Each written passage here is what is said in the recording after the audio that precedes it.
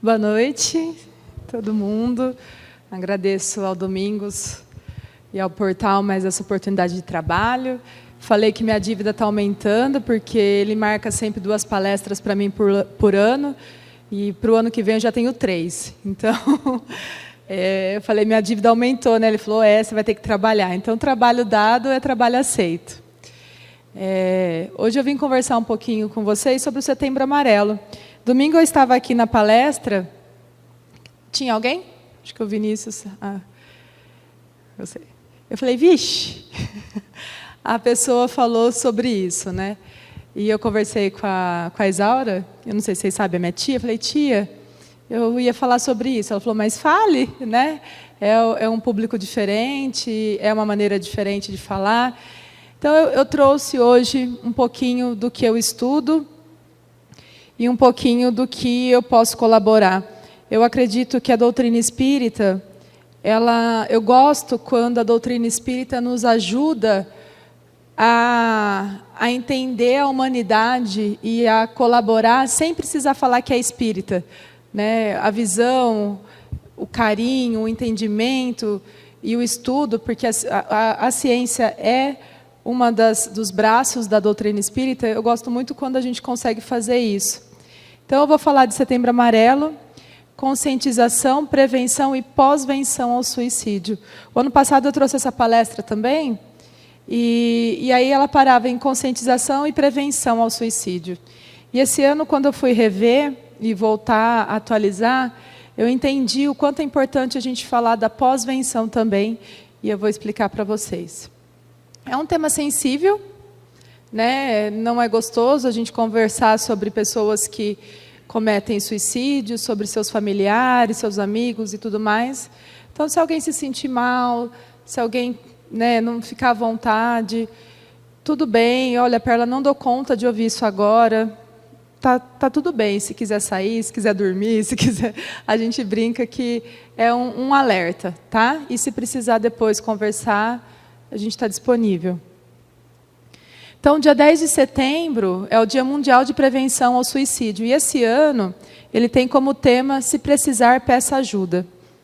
E aqui eu quero aumentar. Domingo a gente falou bastante, né? Até como se fosse eu que dei a palestra, né? A Márcia trouxe bastante o como a gente pode tentar prevenir.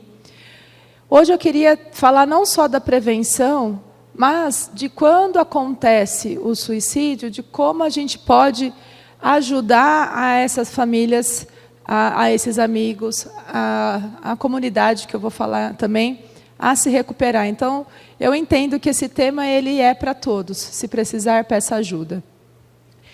Esse movimento ele foi organizado pela Associação Internacional para a Prevenção do Suicídio e ele é reforçado pela Organização Mundial de Saúde. Bom, há uma discussão se falar ou não falar sobre o tema é bom ou ruim, pela questão de você estar estimulando, de repente, uma pessoa que tem uma ideação suicida a cometer o ato.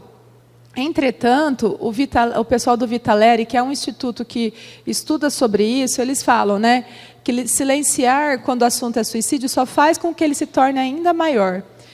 O preconceito que existe ainda sobre doenças mentais, né, sobre as dores que acometem a nossa alma, sobre as dores que acometem o nosso coração, ainda é um tabu. Que atire a primeira pedra quem nunca falou que a dor do outro era mimimi. Né? Se você que está aqui nunca falou isso, parabéns, você já devia estar em outra esfera. Porque aqui nesse planeta de provas e expiações estamos todos aprendendo. E eu tenho certeza que uma vez, pelo menos na nossa existência agora, a gente já fez isso, né?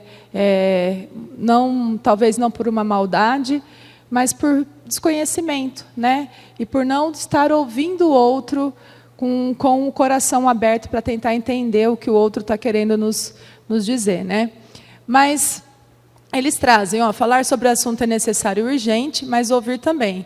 Há quem tenha medo de ouvir sobre saúde mental. Há quem acredite que trazer o tema para as rodas de conversa seja incentivar alguém a morrer por suicídio. Não, falar não mata, o que mata é o silêncio. É no silêncio que o suicídio ganha força, e no silêncio e se no silêncio ele permanecer, infelizmente, as estatísticas serão mais tristes. O problema que até os próprios grupos que trabalham com isso, que estudam isso, estão dizendo que o Setembro Amarelo, como muitas coisas que acontecem hoje em dia, viraram algo comercial, né? As redes sociais estão aí, todo mundo é entendido de tudo, e às vezes, para estar no tema do momento, né, para conseguir seus likes, as pessoas republicam e falam coisas sem ter estudado, sem ter ido atrás de fontes seguras, né? Então, o pessoal, especialmente os sobreviventes, que eu vou falar daqui a pouco, que são os sobreviventes, falam que o Setembro Amarelo está se tornando algo muito ruim, né, para eles, porque se fala como algo, a maioria dos suicídios poderiam ser evitados. Quando a gente vai para a religião, infelizmente, há muitas religiões que falam que a depressão ou que doenças que acometem a alma, né, as doenças mentais, são falta de Deus, né, não entendendo que o suicídio ele é uma interação de fatores biológicos, genéticos, psicológicos, sociológicos, culturais e ambientais. Ele é multifatorial. Ele não acontece só por uma coisa, tá? Uma melhor detecção na comunidade, o encaminhamento para especialistas e a gestão de comportamento suicida são passos importantes na prevenção do suicídio. O desafio-chave de tal prevenção consiste em identificar as pessoas que estão em risco e que a eles são vulneráveis. Entender as circunstâncias que influenciam o seu comportamento autodestrutivo e estruturar intervenções eficazes. Quem está dizendo isso é a Organização Mundial de Saúde. Então, é muito simplista a fala de algumas pessoas quando diz assim, você não viu? Você não percebeu? Né? Com esse tom de acusação. E, às vezes, ele é muito difícil de se perceber. O Chico falava uma frase que eu caso muito com essas situações. O Chico falava que o coração é meu, o sorriso é dos outros. Muitas vezes a pessoa consegue disfarçar, né? Ela consegue não fazer com que os outros percebam realmente. E aí isso vai ser um problema e depois eu vou explicar por quê, tá? Bom, esse é um cartazinho de uma das apostilas do Vitaleri e ele fala que temos em média por ano 800 mil suicídios. E esse número, todas as fontes que eu consultei falam que é subnotificado, né, que muitas famílias não notificam os casos de suicídio por N motivos, né, por vergonha, por não querer expor. Muitas coisas acontecem, tá? 13 mil suicídios no Brasil e estima-se que para cada suicídio 135 pessoas podem ser impactadas, diretamente e indiretamente. A pessoa que às vezes vê a notícia na TV, a pessoa que trabalha, que estuda com aquela pessoa que cometeu o suicídio, tá? Então, 135 pessoas. Estima-se que 108 milhões de pessoas impactadas por ano no mundo, e esse número só aumenta, tá? Aí, como eu falei para vocês, a pós-venção é o que vem depois, né? Então, a gente tem a Associação Brasileira de Sobreviventes Enlutados por Suicídio, que é a Abraces. Estima-se que eles repetem, né? Estima-se que até 135 pessoas sejam impactadas por um suicídio. Você não está sozinho. Então, assim como as pessoas que estão vulneráveis a cometer esse ato precisam de ajuda, essas 135 pessoas ou mais também, tá bom? Então, só uma definição, né? Sobreviventes, o luto por suicídio. Então, sobrevivente de suicídio, diferente do que muitos podem imaginar, não é aquela pessoa que tentou cometer o suicídio e não conseguiu, né? O sobrevivente é a família, são os amigos dessa pessoa que morreu por suicídio, tá? Então, se eu sou um familiar, se eu sou um amigo, eu sou um sobrevivente do suicídio. E quando a gente estuda luto, existem vários tipos de luto, né? E um dos lutos mais difíceis e complicados, a gente chama de lutos traumáticos, né? É o luto dos sobreviventes. Por quê? Ele vivencia um nível elevado de sofrimento autopercebido. Então, ele com ele mesmo, né? Nos âmbitos psicológicos, físicos e o social, por longo período após a perda de alguém significativo por suicídio. Tem um sentimento de culpa muito grande, justamente o que foi que eu não percebi, por que eu deixei passar, né? A vergonha e outros sentimentos que estão relacionados com o suicídio. Eu trouxe esse livro aqui, que chama Lutos, foi organizado pela Márcia Noleto e a Mariana Magalhães, e tem relatos de vários tipos de lutos diferentes, né? E no capítulo do luto por suicídio, ele se intitula assim, ó, Um tiro que mudou a história, relatos em 3 atos, José Mauro Brant. Eu quero trazer alguns trechinhos para a gente exemplificar o quanto é difícil para essa família também, né? Então, ele fala assim, ele perdeu o pai por morte por suicídio, com um tiro de um revólver, que esse pai, inclusive, apresentou para ele quando ele era criança, como algo de poder dentro daquela família. E o menino sofreu um acidente com o disparo desse revólver, quando ele tinha 9 anos, no dia que o pai apresentou para ele. E ele fala que ficou como se fosse um segredo dos dois. E ali na cama do casal, né, na mesinha de cabeceira do casal, em um lado se guardava uma bolsinha de couro com relógio, que era o lado do pai, e um outro lado, o lado da mãe, que se guardava livros.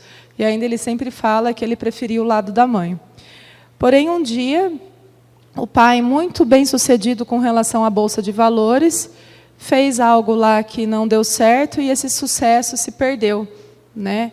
Ocasionando a ele uma depressão muito profunda, que ele fala aqui no livro que, na época, não se tinha esse diagnóstico da depressão, né, da saúde mental. E ele era um adolescente. Então, ele fala assim, ó, lidar com a morte era novidade para mim. Perder o pai já não seria fácil, mas lidar com a morte de um pai por suicídio significava ter de conviver com um crime no qual seu próprio pai era ao mesmo tempo vítima e algoz. Não me sentia no direito de chorar, porque alguém que era não me sentia no direito de chorar por alguém que era responsável pelo próprio fim. Nem podia canalizar minha raiva para algum outro suspeito. Era mais fácil para mim jogar a culpa naquele meu velho conhecido, o revólver de papai, que a essa altura já não morava mais na gaveta da mesinha. Sentia uma dor misturada com um sentimento de revolta e inconformismo. Aí ele continua, depois de um tempo. A primeira coisa que entendi foi que aquele tiro não tinha matado só meu pai. Matou junto certo sentido de família. E cada envolvido nessa história tinha uma dor que era só sua.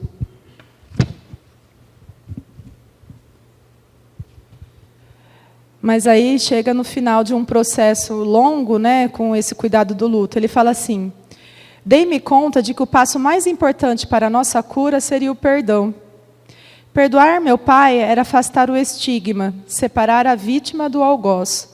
Só assim nos libertaríamos das amarras que não nos deixaram seguir adiante. Só assim nos conciliaríamos com a nossa história. Então, olha o desafio, né, de você ter o luto desse seu pai, o pai querido, que ele traz como herói, e, ao mesmo tempo, né, essa revolta, essa raiva, pelo ato que o pai cometeu, e que o perdão, né, foi um grande aliado para a reconstrução, para a ressignificação da vida dessa família. E que o Espiritismo traz para a gente sempre também, né, que o que a gente pode fazer... E ele fala que ele conseguiu fazer isso depois de sonhar muitas vezes com o pai, pedindo perdão. Então, a gente imagina, né, nós como espíritas, o quanto que talvez a espiritualidade não ajudou nesse perdão para que essa família pudesse seguir adiante. E assim como esse pai também. E aí uma nota que eu acredito que é muito importante que a gente falar, ele escreve assim, nota, um último comentário. que não foi à toa que eu deixei fora deste relato tão desarmado. Vivo num bairro do Rio de Janeiro cercado de comunidades, onde quase todos os dias se ouvem tiros e quase toda semana uma criança morre por bala perdida. Quando esbarro com fuzis nas janelas dos camburões e quando me dou conta de que existe quem defenda o acesso a mais armas em nome da segurança das famílias, lembro-me da gaveta da mesinha de cabeceira do meu pai e as cicatrizes ardem. A criança que vive dentro de mim chora. Sonho com um mundo com menos armas e mais livros, onde se ouça mais música e menos tiros, e as crianças possam livres brincar. Achei importante colocar. Então, o luto por suicídio, nesse caso, ele enfrenta muitas barreiras baseadas em preconceitos, que são esses julgamentos que a gente estava conversando, né? Então, o enlutado pelo suicídio, ele vive o silêncio autoimposto pelo medo de julgamento e pela vergonha, por entender que falhou na prevenção ou nas ações diretas para evitar o ato suicida. Imagina o quão pesado é a gente lidar com a morte de um ente querido. Já é difícil, por si só, independente da situação, mas nos casos de suicídio é mais. Diferente, não mais. Então, o sobrevivente de suicídio e o Setembro Amarelo. Os estudos mostram, né, a Maria Helena Pereira Franco, que é uma psicóloga estudiosa do luto, nesse livro, O Luto no Século XXI, uma compreensão abrangente do fenômeno, ela traz o relato de algumas instituições que trabalham com o luto e falando que ele pode ter esse efeito terapêutico no enlutado, que ao se engajar em uma campanha com essa finalidade, pode se envolver no tratamento das próprias dores. Né? O quanto a gente já viu, e o Espiritismo traz isso, né? Que quando a gente consegue trabalhar para transformar as nossas dores em ajuda ao próximo, isso acalenta, né? A caridade, quando a gente faz a caridade, seja ela qual for e de que maneira for, isso acalenta as nossas dores. E o Espiritismo traz isso muitas vezes, né? Porém, dependendo do jeito que a gente aborda essa campanha, ela pode ter esse efeito reverso. E ele fala que quando a campanha só olha para a prevenção e não olha para a pós-venção, os sobreviventes ficam muito mal com o Setembro Amarelo. Então, já tem muitas instituições questionando se é necessário um mês específico, mas ao invés do ano todo, né, de você diluir essa informação durante o ano e fazer algo simbólico no dia 10, que é o dia mesmo internacional. Então, a nossa importância enquanto transmissores, se na sua empresa se fala sobre Setembro Amarelo, se na sua escola, como se está trabalhando isso? Pensando também nesses irmãos que ficaram aqui com a gente. Bom, e pensando nisso, quais são as possibilidades de apoio para o sobrevivente do suicídio? Para o suicida, né, que não é também um termo que eles orientam, porque a pessoa ela não é somente esse ato, ele tem toda uma história. Então, assim como a gente fala, a gente não usa mais, olha, o deficiente, a gente usa a pessoa com deficiência. O suicida, eles orientam a não falar mais assim, mas uma pessoa que morreu pelo suicídio, porque ele é muito mais do que esse ato que ele cometeu, tá? Terapias diversas, o apoio psicológico, terapia familiar. A Maria Helena Franco fala que nesses casos a terapia em grupo, de família, também tem resultados muito positivos, e o atendimento em grupos.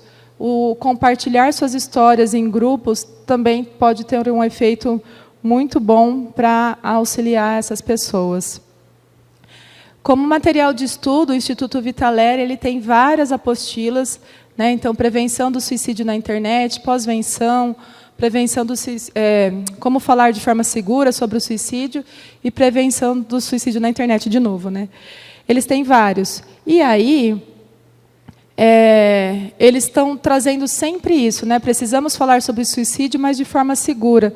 Então, essa segunda parte aqui da nossa conversa, eu trouxe o ano passado, mas eu entendo que ela é sempre é sempre bom lembrar, né? Porque nesse mundo digital que a gente se encontra, de mídias jornalísticas com pouco cuidado, de repente, né, ao abordar o tema, a gente pode estar prejudicando mais do que ajudando, tá bom? Teve o caso do suicídio de um adolescente em uma escola lá de São Paulo, não sei se vocês ouviram, que é o Colégio Bandeirantes, e a maneira como isso foi trazido à internet preocupou muito. Então, a gente vai falar sobre isso, tá? Então, essa apostila, eu dei uma resumida, bem resumida, até pela questão do tempo, mas eu convido quem quiser estudar mais, tudo tem na internet, tá bom? Dá para baixar. Então, post, né? As nossas postagens. Como que a gente pode falar, né, sobre esse suicídio de maneira segura e que ajude as pessoas?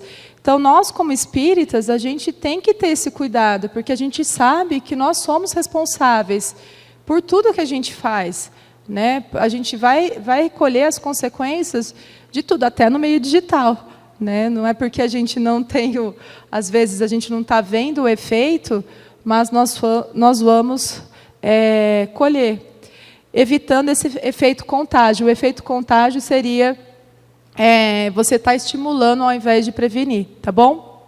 Então, antes de postar, parece óbvio, mas não é tanto quando a gente para pensar. Lembre que sua mensagem pode rapidamente atingir milhares de pessoas e influenciá-la. A gente, quando posta alguma coisa na internet, a gente acha que só você e meia dúzia vai estar tendo acesso. E não é essa a realidade, né?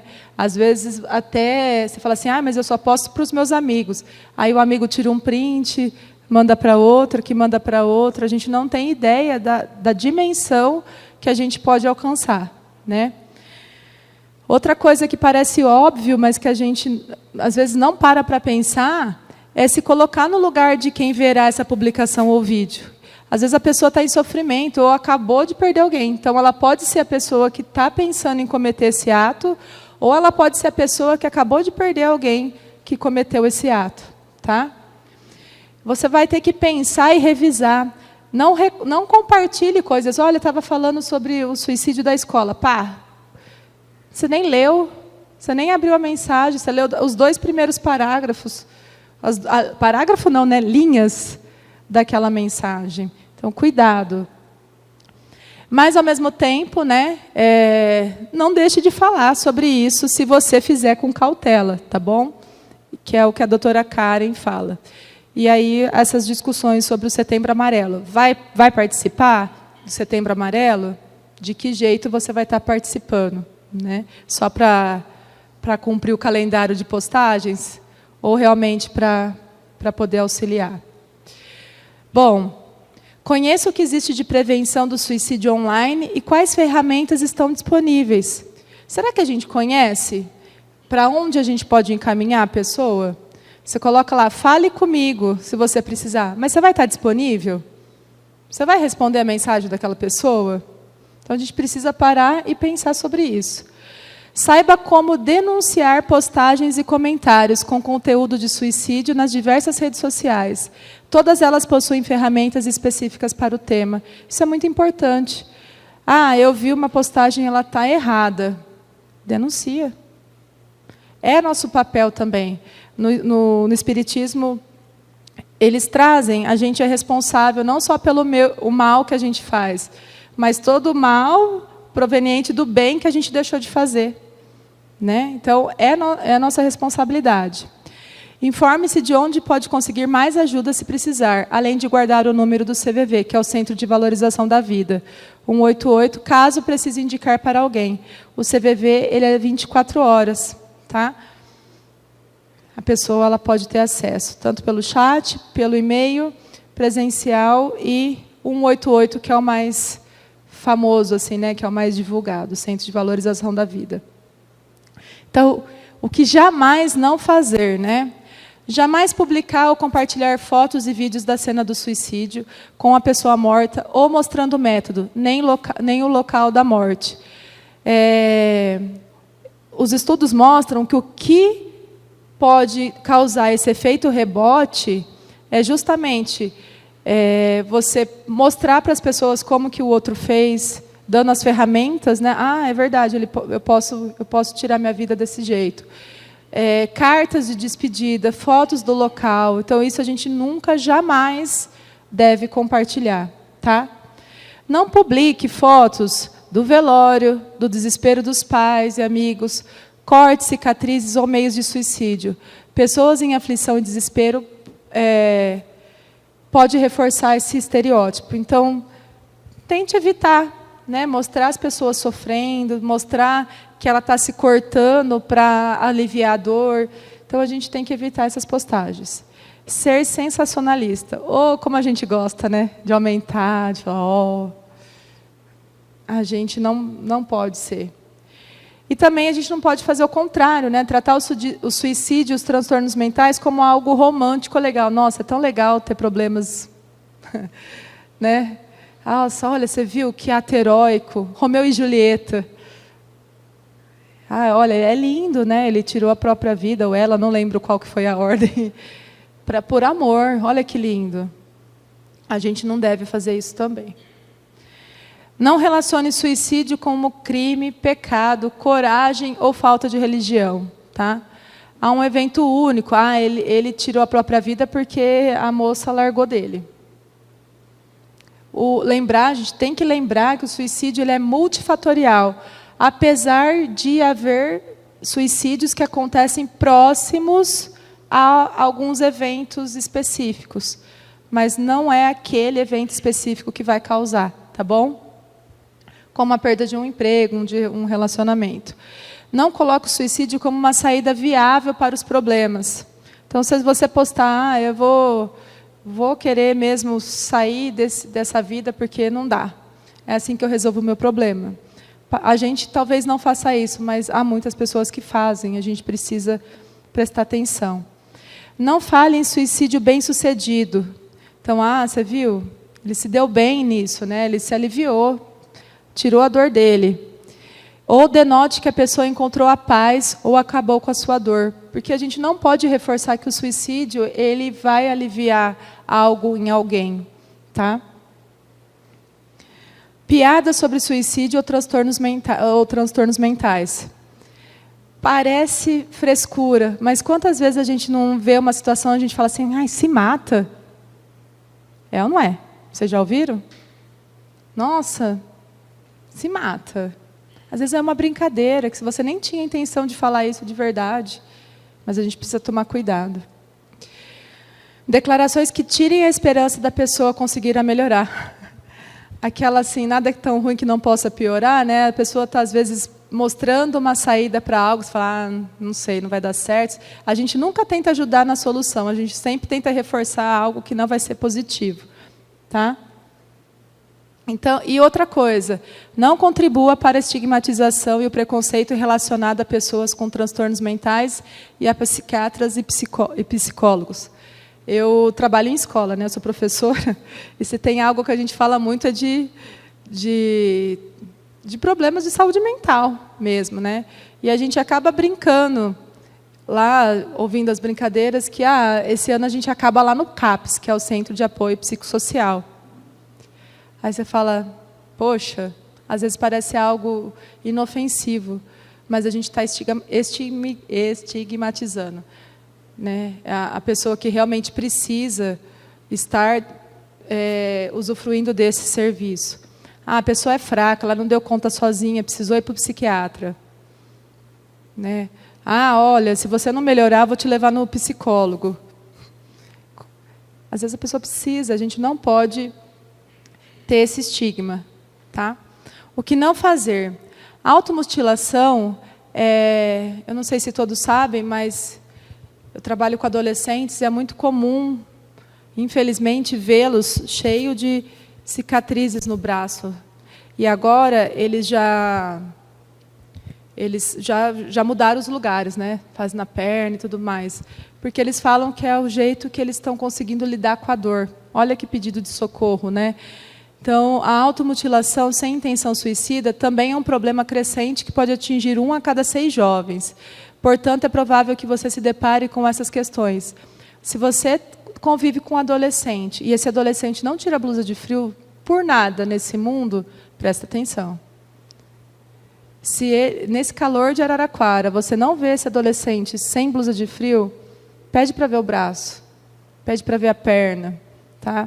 E isso é muito grave, é muito importante vocês terem, os cuidadores, né, os responsáveis, a família, os responsáveis, terem esse cuidado. Todo cuidado para não estimular um efeito contágio é necessário. Que, de novo, esse efeito contágio acontece quando uma pessoa que já está vulnerável copia o comportamento de outro. E o adolescente tem muito disso, né? Eles vivem em bando, e esse bando vai fazer a mesma coisa. Então, a gente tem que tomar cuidado também. O que fazer? Como falar, né?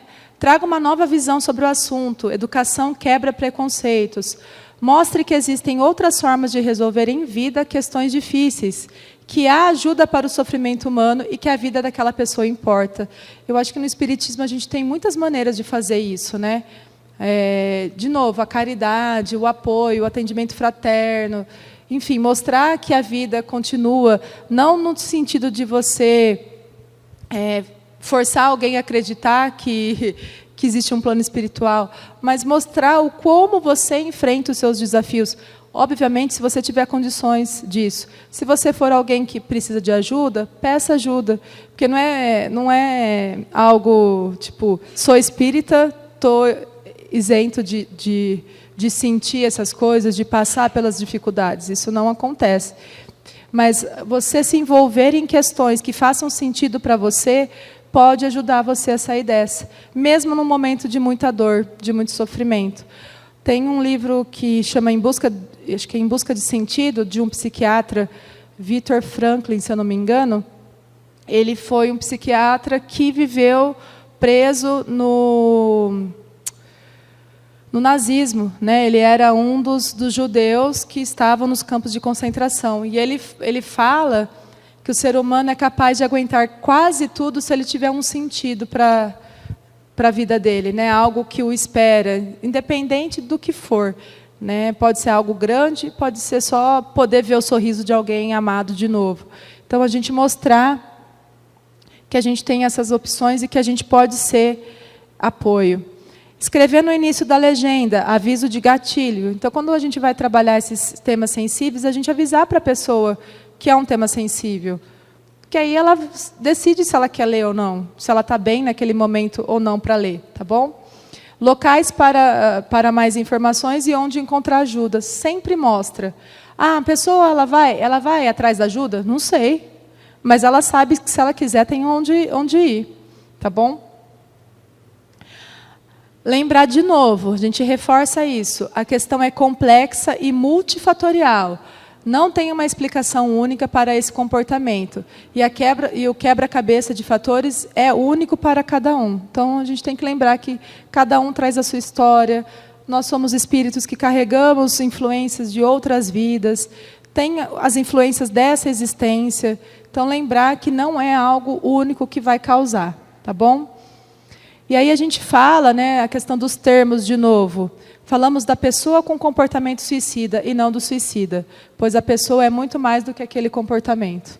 Só. E falar de bem-estar e promoção de saúde mental ajuda na prevenção do suicídio. É óbvio que, como ele é multifatorial, só você falar assim, olha, você tem que estar bem, é muito complexo. Você tem que estar bem, trabalhando numa coisa que te desgasta emocionalmente, te desgasta ou você ter alguma condição financeira ou de doença. São várias coisas que podem estar nisso e que, se a gente conseguir ajudar, né, uma pessoa que está passando fome a não passar fome, eu vou estar ajudando nessa prevenção. Tá bom? Sempre mostre que o suicídio pode ser evitado, embora, isso é muito importante, haja uma diferença entre evitar e prever. Podemos prevenir, mas não podemos prever quem, quando e como ocorrerá um suicídio. Né? A gente pode trabalhar nisso. Vocês acham mesmo que uma família que soubesse que aquela pessoa iria cometer isso, não teria prevenido? Então, às vezes, é muito complexo, tá? Portanto, não reforce informações sem uma fonte confiável. Às vezes, uma música, um vídeo ou frase pode contribuir para alguém repensar ou desistir do ato.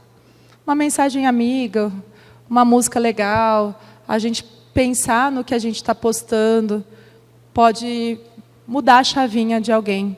E a gente vai estar contribuindo para a prevenção. Esse é um grupo que foi criado por pais que perderam a filha por suicídio.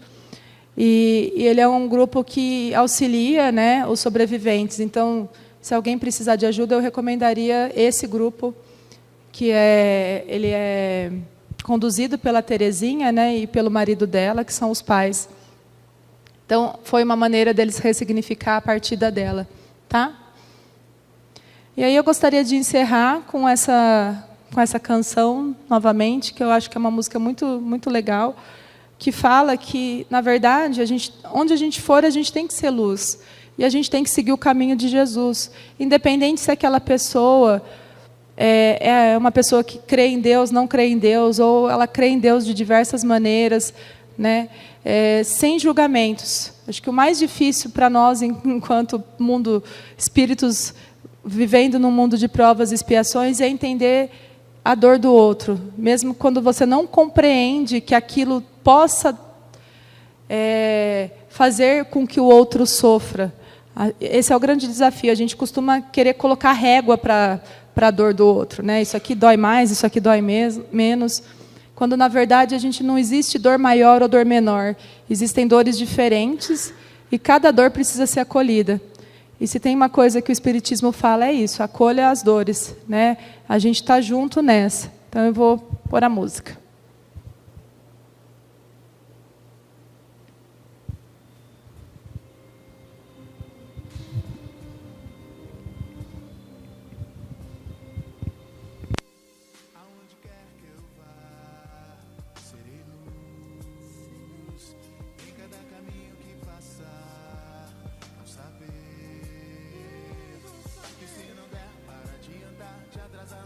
Se não der para melhorar, piorar, não vou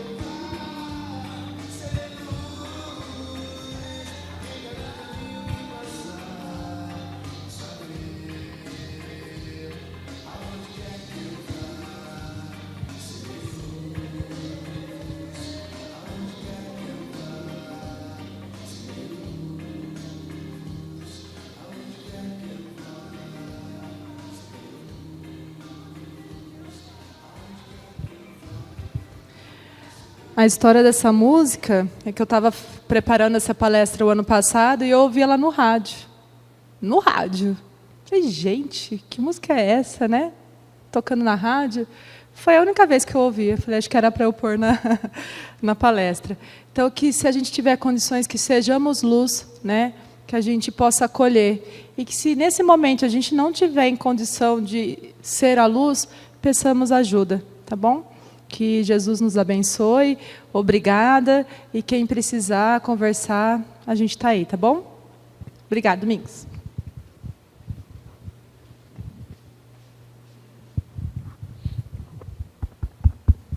Perla, muito obrigado pelas palavras, pelo esclarecimento. Parabéns na escolha do tema, que é tão oportuno. Muitas vezes pode estar tão perto da gente e a gente nem sabe, nem imagina. Meus irmãos, nós